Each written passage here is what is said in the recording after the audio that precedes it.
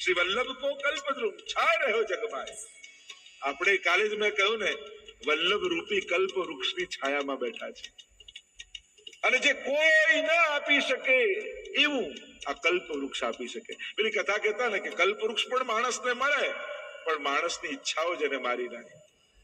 એમ કહેતા ને કે પેલો કલ્પ વૃક્ષ નીચે બેઠો મુસાફર, અને એને એમ થયું કે આટલો તડકો છે, પાણી મળે તો સારું. એને ખબર નહીં કે આ કલ્પ વૃક્ષ છે. તુરંત જળ આવી ગયું. અરે પાણી તો પીધું, પણ ભૂખ લાગી, ભોજન મળે તો સોનાની થાળમાં ભોજન આવી ગયું. કલ્પ વૃક્ષ નીચે જે ઈચ્છે થાય એમ થાય કે ભોજન કર્યું, ખાટલો મળી જાય તો જંગલમાં શાંતિથી આરામ કરી લઉં. જંગલ છે ચારે બાજુ, અને ખાટલો આવી ગયો સોનાનો. અને સુતા સુતા મનમાં વિચાર આવ્યો કે આ ખાટલું બધું તો ઠીક છે, જંગલ છે, ક્યાંક સિંહ આવીને મારી ના નાખે મને. માણસનું મન જ એના પતનનું કારણ છે. મન એવ મનુષ્યાણામ કારણમ બંધ મોક્ષયો. એ જ મુક્તિનું કારણ થઈ શકે, અને એ જ બંધન. મૂળ વાત છે કે ચાવી કઈ બાજુ ફેરવો. બાકી ખોલવાની ચાવી અને બાંધવાની ચાવી બે જુદી ન હોય. તાળામાં એક જ ચાવી હોય, ફેરવો કઈ બાજુ એ આપણા ઉપર છે. મન પણ એવું જ છે, એ જ બંધનનું કારણ છે, એ જ મુક્તિનું કારણ. ફેરવો છો કઈ બાજુ એ વાત. ચેતસ્તત પ્રવણમ સેવા. મહાપ્રભુજી એટલે જ કહ્યું, ચિત્ત પ્રભુમાં પરોવાવો, એનું નામ જ સેવા છે. આ મન માટે લોકો પ્રયાસ બહુ કરે, મહેનત બહુ કરે, કોશિશ બહુ કરે, અને એકાગ્ર કરવું, અને આમ કરું ને, એટલા બધા ત્રાસ મનને આપે. અરે મનને તો પોતાનું કરીને રાખવાનું છે. જે દિવસે મન તમારું થઈ જશે ને, તમારા ઉદ્ધારનું કારણ બની જશે. આપણું મન બીજાનું હોય છે, હંમેશા બીજાના હાથમાં આપી રાખીએ છીએ. એટલે મનને દુઃખી કરવું કે સુખી કરવું એ સામેવાળાના હાથમાં નક્કી હોય. બે શબ્દો સારા બોલી જાય તો આપણે આનંદમાં, બે શબ્દો ખરાબ બોલી ગયા તો આપણે દુઃખી. એટલે મન હંમેશા, એટલે આ મન એવું તાળું છે. એટલે કોઈએ પૂછ્યું તાળાને કે તને ખોલવા માટે હથોડીથી જો ખોલીએ તો જોરથી મારવું પડે, કેટલા ઘા મારીએ ત્યારે તો તૂટે, અને એક નાનકડી ચાવીથી એમને ખોલી જાય. આવું કેમ કે પેલામાં જોરથી ઘા મારવા પડે અને ચાવી સહજમાં ખોલી જાય? આવો ફરક કેમ? ત્યારે પેલા કહ્યું કે ચાવી છે ને મારા દિલમાં અંદર જાય છે, એટલે સહજમાં ઘૂસી લઉં છું. અને હથોડી અંદર નથી જઈ શકતી, એ બહારથી ખોલવાની કોશિશ કરે, એટલે તાકાત લગાવવી પડે છે. આ મનનું પણ એવું જ છે કે મનને તમારી ઉદ્ધારની ચાવી બનાવી લો તો એ જ તમારા ઠાકોરજી સાથે જોડવાનું, તમારા ઉદ્ધારનું કારણ બની જશે. આ કલ્પ વૃક્ષ કેવું છે? છાય રહ્યો જગમાઈ. એટલે કે દુનિયાના કોઈ પણ ખૂણે તમે હો, પણ વલ્લભનું નામ જો તમારી કંઠીમાં છે, એની વલ્લભની કંઠી તમારા ગળામાં છે, તો તમે કલ્પ વૃક્ષની નીચે જ છો. તો આ કલ્પ વૃક્ષ અને સાધારણ કલ્પ વૃક્ષમાં ફરક શું છે? તો કહ્યું કે આ કલ્પ વૃક્ષ પુરુષોત્તમ ફલ દેત હૈ, નેક જો બેઠો છાય. પેલું કલ્પ વૃક્ષ ધારેલું બધું જ આપી શકે, પણ ભગવાન ના આપી શકે. સંસાર આપી શકે, જે કલ્પ વૃક્ષ છે શાસ્ત્રોમાં જેનું વર્ણન છે. તમે લૌકિક જે કામના કરો, તમારા કર્મો ન હોય, તમારા પુણ્યો ન હોય, એ પણ વસ્તુ તમને સુલભ કરાવી શકે. એ કલ્પ વૃક્ષની તાકાત છે. તો આ વલ્લભ રૂપી કલ્પ વૃક્ષ સાધારણ કલ્પ વૃક્ષ જેવું છે કે ના, આ લૌકિક તો સહજમાં આપી દે, પણ પુરુષોત્તમ ફલ દેત હૈ, નેક જો બેઠો છાય. ક્ષણવાર માટે પણ જો આ વલ્લભ રૂપી કલ્પ નીચે બેસી જાઓ તો સ્વયં એમાં લાગેલું જે ફળ છે, પુરુષોત્તમ રૂપી ઠાકોરજી રૂપી, એ તમારા ખોળામાં આવીને પડી જાય. જો ઝાડ પરથી ફળ ક્યારે પડે, ક્યારે ખોળામાં આવે? લૌકિકમાં તમે જોવા જાઓ તો ઝાડ ઉપર ઉગેલું ફળ પાકે ત્યારે પડે ને, જયારે ફળ પાકે ત્યારે ખોળામાં પડે. અહીંયા ઊંધું છે, બેસેલો પાકે ને તો ફળ આપમેળે પડી જાય. આપણે તો કહીએ ને આ પાકા ભગવદી છે, આ પાકા વૈષ્ણવ છે, એટલે સમજી લેવું આ પાકી ગયેલા છે. અને બેસેલો પાકે ત્યારે ફળ સહજ ગોદમાં આવીને પડી જાય. એટલે કે વલ્લભ રૂપી કલ્પ વૃક્ષ ઉપર લાગેલું શ્રી ઠાકોરજી રૂપી, શ્રીનાથજી રૂપી ફળ જયારે તમારી વૈષ્ણવતા પાકી જાય ને, ત્યારે તમારી ગોદમાં આવીને પડી જતું હોય છે. એટલે જ યશોદોત્સંગ લાલિત ઉત્સંગ, ગોદમાં રમતા ઠાકોરજી, એ જ આપણું પરમ ફળ છે.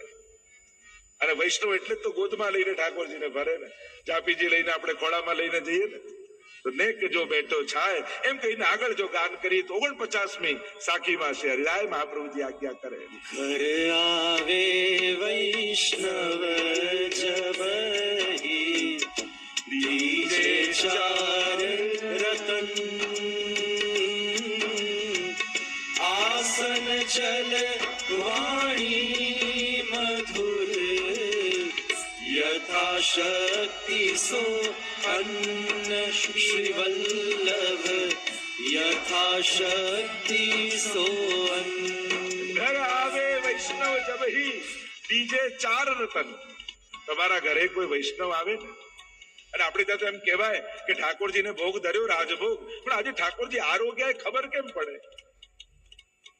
ઓછું થઈ જાય, ખતમ થઈ જાય ત્યારે કે ના, અમારા ઠાકોરજી અડે ને કોઈ દિવસ ખતમ ન થાય, એ તો શાશ્વત બની જાય, અગાધ બની જાય. બનાવ્યું હોય 5 માટે પણ એમાં 25 જણા પ્રસાદ લઈ જાય. એમ લાગે આપણે તો 5 માટે જ બનાવ્યું તો 25 જણા લઈ ગયા. પ્રભુ અડે તો વધે ઘટે નહીં, પણ આપણી સાબિતી શું કે આજે ઠાકોરજી પ્રેમથી આરોગ્યા છે. આરોગ્ય તો રોજ છે, પણ ઘણીવાર પ્રેમ અને ઉત્સાહથી આરોગવાનો આનંદ કંઈક જુદો હોય. તો આચાર્યો એમ કહે, ભગવતીઓ એમ કહે કે જ્યારે તમે પ્રસાદ લેવા બેઠા હો, હજી તો પાતળ પીરસી જ હોય, થાળી પીરસી જ હોય, એટલામાં ડોરબેલ વાગે, દરવાજો ખોલો અને કોઈ ભગવતી વૈષ્ણવ દેખાય. અરે એમ થયું કે હું અહીંયાથી જતો હતો, તમારું ઘર નજીક આવ્યું, એમ થયું કે તમને જય શ્રી કૃષ્ણ કરતો જાઉં, અને તમને એમ થાય પ્રસાદના સમય વૈષ્ણવ આવ એમને તો નહીં જવા દે, પ્રસાદ તો લઈને જ જવી પડશે કણિકા. પેલો ના પાડે તોય આગ્રહ કરીને તમે અંદર આવો, એમને લાવો, અને પ્રસાદ લઈને વૈષ્ણવ જાય તો માનજો કે આજે ઠાકોરજી બહુ પ્રેમથી આરોગ્યા છે. વૈષ્ણવ કણિકાર. અને એક વાત વિવેક જીવનમાં હંમેશા યાદ રાખજો, વૈષ્ણવ ભલે તમારો શત્રુ હોય પણ વૈષ્ણવ છે, તમારા આંગણે આવ્યો તો એને ખાલી હાથે ક્યારે પાછો નહીં, ઉંમરેથી નહીં મોકલી દેવું. જો ઘણીવાર ભગવદી સંતો આચાર્યો આપણા આંગણેથી પાછા વળે ને, એને અપશુકન મનાય છે. એને એમ કેવું કે મને 2 સેકન્ડ પણ અંદર આવી બેસીને પાણી પીને જાઓ, એ કણિકા મિશ્રી લઈને જાઓ, પણ બને તો વૈષ્ણવને ઉંમરેથી પાછો નહીં મોકલી દો. આ અપશુકન માનવામાં આવે છે. આપણે ત્યાં તો તીર્થરૂપ કયા છે વૈષ્ણવોને, આચાર્યોને, એટલે આપણે ત્યાં પધરામણી કરાવતા હોઈએ. પધરામણીનો ભાવ શું છે કે અમે તો તીર્થોમાં જઈએ, પણ અમારું આ ઘર તીર્થ બને. એ કેમ બને, પવિત્ર કેમ બને? તો કે જેના ચરણ તીર્થ રૂપ છે એવા મહાપુરુષો અમારા આંગણે આવે તો અમારું ઘર તીર્થ બની જાય. આ ભાવથી આપણે ત્યાં પધરામણીને થતી હોય છે. તીર્થ સકલ સનાથ કીધા ચરણ રેણુ સમાજ, વલ્લભાખ્યાનમાં જેમ કહ્યું. તો વૈષ્ણવ જયારે આંગણે આવે તો દીજે 4 રતન, 4 રતન આપવા, એમ હરિરાયજીની આજ્ઞા છે. આસન, જલ, વાણી મધુર और યથાશક્તિ સોન. સૌથી પહેલા આસન. ના આવો આગ્રહ કરવો, મારા ઘરે આવો, થોડી વાર બેસીને 2 ક્ષણ બેસી જાઓ, પણ એને ઘરે જરૂર બોલાવો. બને તો સામે મળેલા વૈષ્ણવને સૌથી પહેલા તો જય શ્રી કૃષ્ણ જરૂર કરવું. જય શ્રી કૃષ્ણ કરવા માત્રથી સામે વાળાનું કલ્યાણ થાય છે. તો આસન, આસન, વાણી મધુર. આસન જલપાન કરાવવું, વાણી મધુર. બને તો 2 સારા શબ્દો બોલવા. એમની કેવું આ ભર બપોરે ક્યાંથી ભૂલા પડ્યા, પેલાને એમ થાય કે આ ક્યાંથી આના ઘરે આવે. હવે કરવાનું છે તો કરવાનું જ છે, પણ 2 મીઠા શબ્દો બોલી કોઈને પ્રસન્ન કરીને મોકલો ને તો એના આશીર્વાદ મળે. ઘણી વાર આપવું પડે તો આપવાનું જ છે, પણ કમ અને આપો તો એનું ફળે જાય. એના કરતા એમ માનવું કે ચલો ઠાકોરજી કૃપા કરીને સામેથી લેવા આવ્યા, કણિકા લઈને ગયા. તો વાણી મધુર. આપણે બધું જ કરીએ છે, પણ આ વાણી મધુરમાં એવા કાચા પડીએ છે કે આખી સેવા ઉપર પાણી ફરી જાય. ઘણી વાર હું તો હવેલીમાં લોકોને કહું કે તમે આટલી સેવા કરો, પણ વાણી મધુર. હવેલીમાં આવનારો પ્રત્યેક વૈષ્ણવ એ ઠાકોરજીનો મહેમાન છે. સત્સંગમાં આવનારો દરેક વૈષ્ણવ ઠાકોરજીનો મહેમાન છે, અને એ જ રીતે એનું સ્વાગત કરવું, એ જ રીતે એની વ્યવસ્થા કરવી. એટલે જો આ મનોથી પરિવાર આ કોઈ વૈષ્ણવને અગવડ ન પડે એની બધી જ વ્યવસ્થાનો વિચાર કેમ કરે? કારણ કે સત્સંગમાં આવનારો દરેક વૈષ્ણવ મારા ઠાકોરજીનો મહેમાન છે, અને હું ઠાકોરજીનો દાસ છું. આપણા ઘરે કોઈ સેવક હોય અને આપણો મહેમાન આવે ને એનું માન ન સાચવે તો માલિકને ખરાબ લાગે. જો ઠાકોરજીના મહેમાનને હું ન સાચવું તો મારો સેવક ધર્મ જાય. આસન જલ વાણી મધુર, મધુર વાણીનો ઉચ્ચાર કરો. કમથી કમ એ તો નક્કી કરો કે જ્યારે હું હવેલીમાં હોઈશ, મંદિરે હોઈશ, ત્યારે કોઈની સાથે પણ મારી વાણીનો દોષ નહીં કરું. હા, જે વ્યવસ્થાના ભાગરૂપ હોય વ્યવસ્થા કરે જુદી વાત.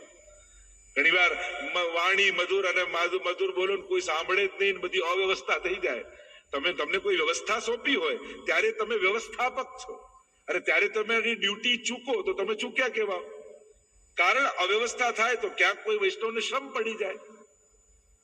આજે વ્યવસ્થા ના જળવાય ને કોઈ ધક્કામુક્કી થઈ જાય ને કોઈને વાગી જાય તો તમારી વૈષ્ણવતા ચૂકી ગયા, તમને જે જવાબદારી મળી એ ન કરી. પણ વૈષ્ણવતાની જયારે વાત નીકળે છે ત્યારે તમે જોડા કાઢો ને ચપ્પલ કાઢો ને એની સાથે તમારું વ્યક્તિત્વ પણ મૂકી દેવું. હું આટલો મોટો, હું આટલો ભણેલો, હું આટલો જાણકાર, હું આટલો પદ મોટા પદ ઉપર. સંસારના મળેલા ઉપાધિઓ ને ભારને લઈને અંદર જશો ને તો ઠાકોરજીની કૃપાને પ્રાપ્ત નહીં કરી શકો. આ બધું જ જે સંસારમાં મળેલું છે એ બધું બહાર. ક્યારે પણ પ્રભુ પાસે જઈ પોતાની સાંસારિક મોટાઈ બતાવવાનો પ્રયાસ નહીં કરો. બને તો ભગવત ધામમાં જયારે પણ જાઓ, ગુરુજનો પાસે જાઓ, ઠાકોરજી પાસે જાઓ, ભગવદી વૈષ્ણવ પાસે જાઓ, ત્યારે ક્યારે પણ પોતાની લૌકિક મોટાઈનો પ્રભાવ બતાવી એમને પ્રભાવિત કરવાની કોશિશ નહીં કરી. હું તો પ્રભુનો દાસ છું, પ્રભુએ આ સ્થાન પર બેસાડ્યો છે એટલે સેવા કરું છું, પ્રભુએ આ જવાબદારી આપી છે એટલે નિભાવું છું. આમ બનીને પ્રભુના દાસ બનીને જવું. અને જે દાસ બનીને જાય એ જ કૃપાને પામીને આવે છે. અને જે મોટે, જો પ્રભુ તો રસરૂપ છે અને કોઈ પણ પાણી ઢોળાય જ્યાં ઢાળ હોય ત્યાં વેવા લાગે. પ્રભુ પક્ષપાતી નથી પણ રસો વૈસ છે, જ્યાં દીનતાનો ઢાળ હશે ત્યાં આપમેળે વેવા લાગશે. કારણ કે આ રસનો સ્વભાવ જ છે. તો વાણી મધુર, બને તો મધુર વાણી રાખવી. આપણા ઠાકોરજી કેવી મધુર વાણી બોલે છે, આપણા વલ્લભ કેવી મધુર વાણી બોલે છે. અને એટલા માટે વૈષ્ણવની વાણી પણ મધુર હોવી જોઈએ. અને યથાશક્તિ સો અન્ન. આપણા ઘરે કોઈ વૈષ્ણવ આવે તો જે પણ શક્તિ હોય આપણી, બીજાનું મોટું જોઈ આપણી અસમર્થતાને આપણી નાનપ નહીં ગણી લેવી. જો આપણી ઘણી વસ્તુમાં અસમર્થતા હોય એને કારણે કૃપા પ્રાપ્તિ માટે આપણી અયોગ્યતા નથી થઈ જતી. પેલાએ ચાંદીના ગ્લાસમાં જલ આપ્યું, મારા ઘરે તો સ્ટીલનો પણ નાનો નથી. ઠાકોરજી કઈ ધાતુ ધરો એ નથી જોતા, કયા હાથે ધરો છો એ જુએ છે. હાથ જુએ છે પ્રભુ, પાત્ર નથી જોતા. હા, આપણાથી બને ઉત્તમમાં ઉત્તમ કરવું જોઈએ આપણા સામર્થ્ય પ્રમાણે, પણ અસમર્થતા છે એટલે આપણે બીજા કરતા નાના નથી થઈ જતા ઠાકોરજીની દ્રષ્ટિએ. તમારો ધરવાનો ભાવ ઠાકોરજી જુએ છે. એટલે ક્યારે પણ બીજાનો વૈભવ સેવામાં જોઈ પોતાના અભાવના રોંદડા ન રોતા.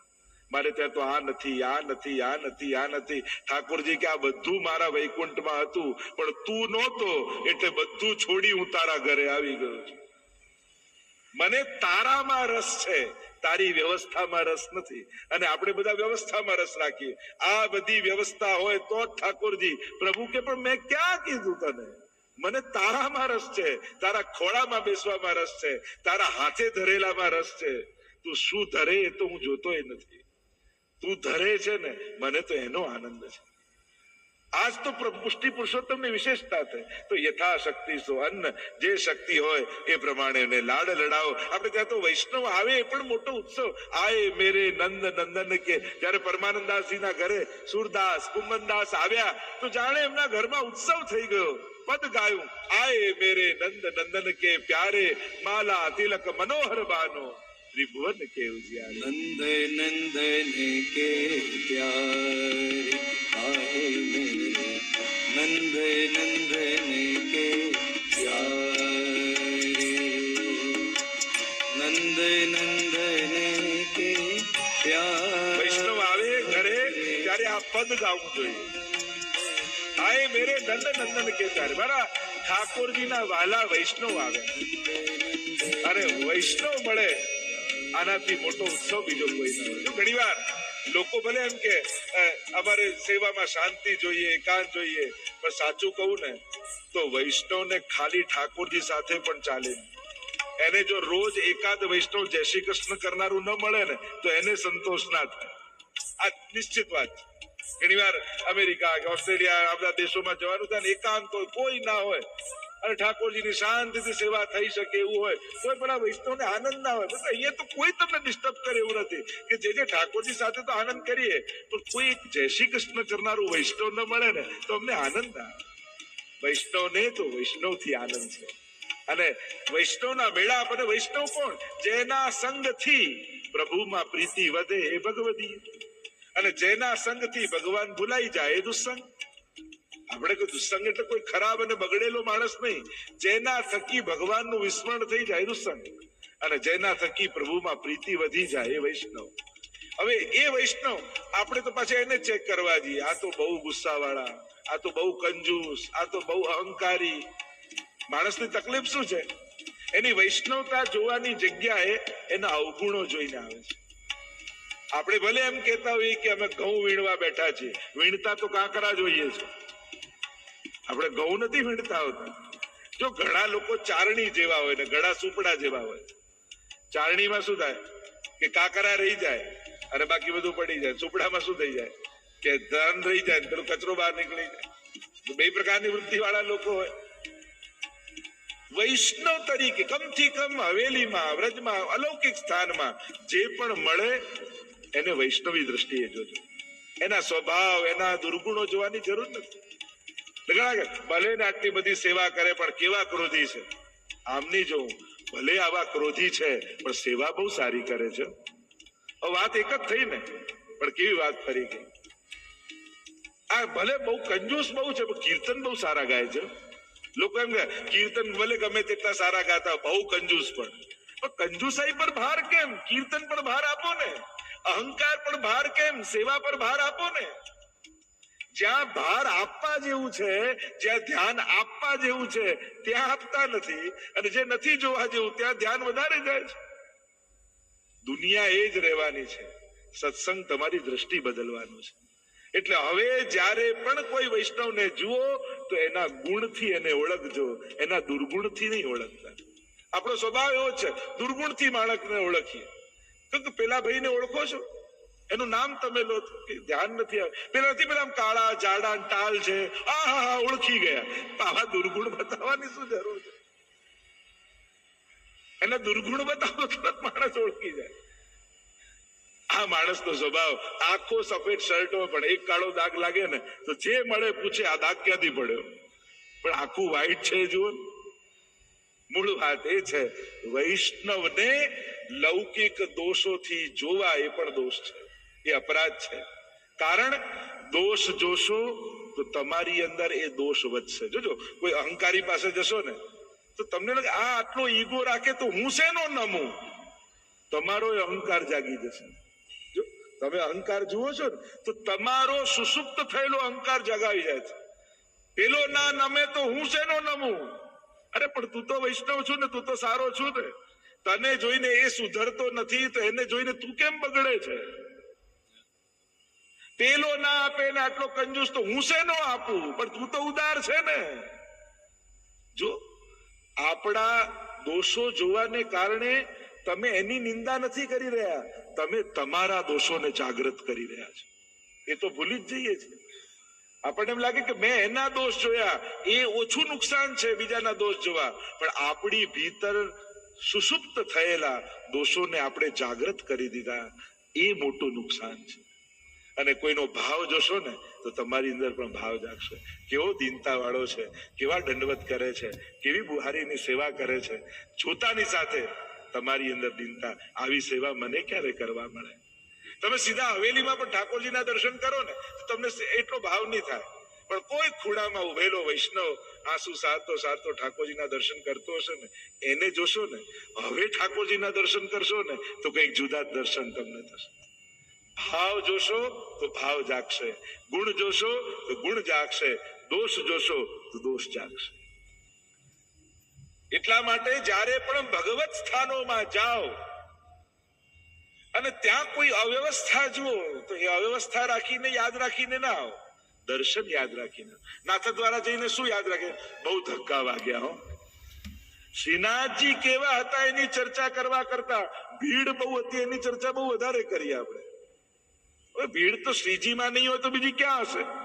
જગતનો નાથ જ્યાં બિરાજતો હોય અને ત્યાં તો દુનિયા દોડી દોડીને જવાની જ છે. પણ શ્રીજીના દર્શન બહુ સુંદર થયા. એવું ક્યારે આવીને કહ્યું? ઘરે આવીને પણ એમ કે આ હવેલીમાં જો ને પેલો આગળ જતો રહ્યો, પેલા ધક્કા વાગ્યા નામ. આવું આવીને ઘરે કહીએ છોકરાઓને તો છોકરાઓને એમ થાય કે હવેલી તો જવાય જ નહીં. એના અભાવમાં તમે જ નિમિત્ત થઈ જાઓ છો. આવું કહેવાય? એની આગળ એમ કે આજે એવા સુંદર સજાવટ, અને આજે તો એ દર્શન કરવા માટે જાણે આખું ગામ ગાંડું થયું હતું. એવી સુંદર ઝાંખી ઠાકોરજીની થતી હતી, એવા સુંદર સજાવટ, એવા સુંદર પ્રભુ શોભતા હતા. આવી વાત કરો તો બાળકને પણ એમ થાય હું ક્યારેક દર્શન કરવા જાઉં.